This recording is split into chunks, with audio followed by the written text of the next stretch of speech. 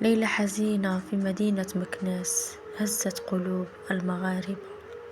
في مشهد مأساوي هز قلوب سكان مدينة مكناس. استفاق المغاربة اليوم على فاجعة حزينة.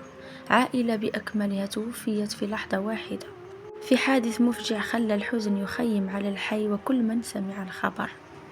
ليلة كانت هادئة لكن فجأة انقلب كل شيء.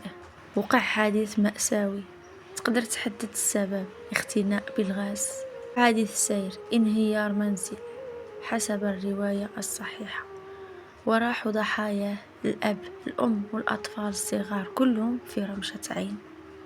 الناس تلاحوا الزنقة، الصدمة كانت كبيرة، الدموع ما حبساتش والجيران باقين ما مصدقينش الخبر لحد الآن.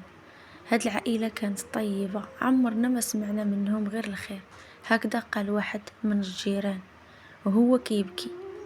رجال الوقاية المدنية داروا مجهود كبير لكن الأقدار كانت سابقة، ورجعوا الضحايا إلى ذمة الله، والحي كامل دخل في جو من الحزن والألم والبكاء والهستيريا. في هذه اللحظات ما يمكن لنا نقول إلا غير كلمة واحدة اللي هي إنا لله وإنا إليه راجعون. الله يرحمهم ويوسع عليهم ويرزق أهلهم الصبر والسلوان ويرزقهم الجنة يا رب العالمين. الصراحة الخبر صعيب بزاف، وأهل الساكنة يعني الجيران الناس الحومة متيقينش هذا الخبر، كلشي مصدوم، كلشي كيقول كانوا بخير مسافرين يقضيو العطلة ديالهم، ولكن قدر الله ما شاء فعل. وقعت الأكسيدو في الطريق قداموا الأمانة أمانته، مشاو كلهم ب5 بيهم. الصراحة صدمة العمر.